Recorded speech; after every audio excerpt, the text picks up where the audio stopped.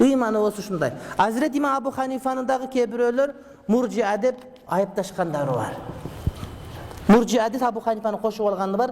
Allah'ın aytkan sözü to'g'ri emas. Al emas Abu Hanifa'nı biröler iki jolu kafir bolganda aytkandары dagı бар. İmam Ahmad'ın balası Abdullah ibn Ahmad bin Hanbal'dın Kitab-ı Sünnet degen kitabında oşol iki jolu imandan çıkkan dep dagı aytılıngan jeri var. Эми көрө албастар экен айта берет. Ага биз маани бербейбиз, итүрө берет, кербен жүрө берет. Итүрө берет, кербен жүрө берет. Мен өзүм да капыр деп ошту бир кезге чыгарышкан. Мен окугам ошо кезде. Апке өзүм деп келип жазган адам алып келип мынакей, мына сиз мен жаздым деп келип берген. Не дейсиз? Рахмат Аллах разы болсун деп алып окуп коесуз. Капыр эмес бирөө капыр десе өзү капыр деген сөз да. Хадис бар билесиңерби? Ким Абу Ханифаны капыр деген болсо, ал өзү капыр болду. Je görө албайт, же аны билбейт эле да.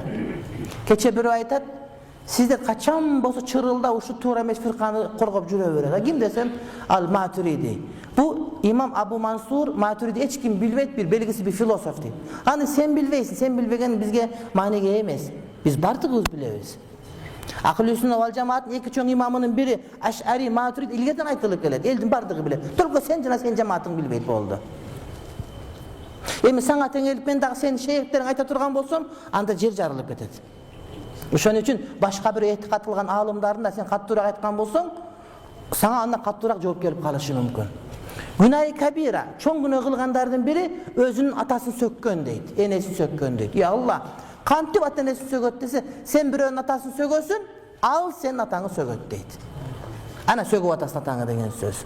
Энесин сөгөс, энеңди деп. Кээ-бирлердин оозунда эне деген сөз. Ал энеңи сөгөт дейт. Чоң күнөөлөрдүн бири акыл илимдерди сөгүү. Акыл илимдерди сөгүү. Сен өзүң сөктүрүп атасың. Аны ишенген имамын сөгүп атсаң, ал андай мындай деп. Сага каршы жооп айтылса, сага наразы болосуң. Ошон үчүн этият болуш керек, урматтуу бир туугандар. Этият болуш керек.